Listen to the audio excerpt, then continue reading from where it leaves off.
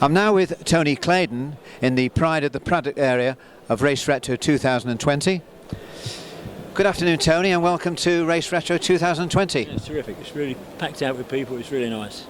So, could you tell me a little bit about this car that you built? Is that correct? Yes, it was an original Piper GTR raced at Le Mans, but it didn't start because it was technical problems. And in fact, what we've done is sort of gone back to Kingston University to get the whole car scanned and really updated. So we've now got visually almost the same car, but just so many additions to it that's updated it, that it was really eligible for today's racing. Right, okay. But people tend to, at the moment, look to it as if it's not into historics, they're not interested. But if only they knew this only weighs 220 kilos, and with a turbo, we're talking about 300 horsepower, which is easily competitive by today's standards, really. And how long ago was it when you built it? We actually built it 10 years ago, and it's been in my garage ever since. And when I stopped racing, I thought, well, it would be a nice thing to do to have a track day car. But then, having done 9 seasons, there's no fun driving around Brands just to look at the scenery. So the wife said, well, you've had it for 10 years, how long am I going to keep it? Time to go. Here we are. So, can you just give me a brief spec?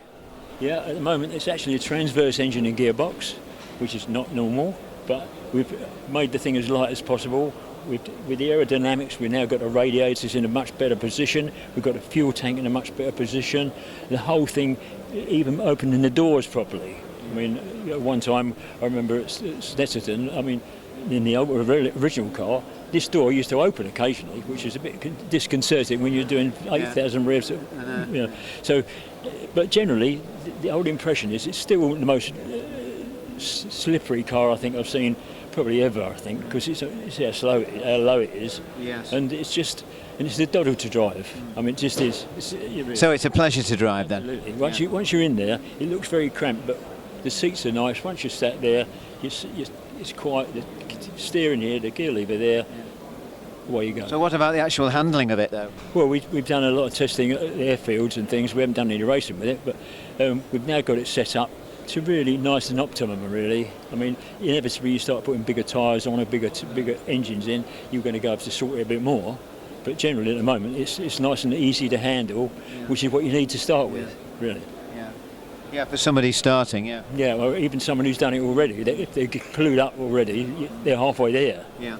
You know. So have you had much interest on the car while it's been in the show? We've had some super interest. I mean, I've met people here I've seen for 20 years who turn up and, you know, oh, you stopped racing, and it's been terrific. I mean, we've had a great time here. It's the best show I've ever been to. Well, I think I came actually to the first ever show way back, and this is just chalk and cheese. I mean, it's terrific. Really. But what about interest in the car? Well, lots of people. I mean, until you point it out to them, they don't always notice that it could be today because they think historic. Yeah. But it's got the wrong engine for historic, but it's a whole lot quicker as a car. So, you know. So, apart from track days, what would it be eligible for? Have you any idea? Any GT racing anywhere in the world. Anything sports GT racing anywhere. So there's a class for it then? Absolutely, yeah, because they're not worried what engine's in it. No. It's only when it becomes historic is it got to have the right engine. But if you forget about historics, then that's going to be, I mean, it's got to be 500 brake horsepower per tonne.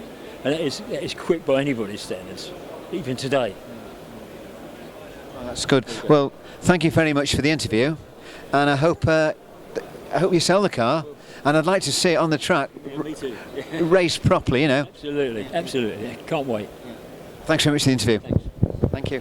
Thanks very much. Bye.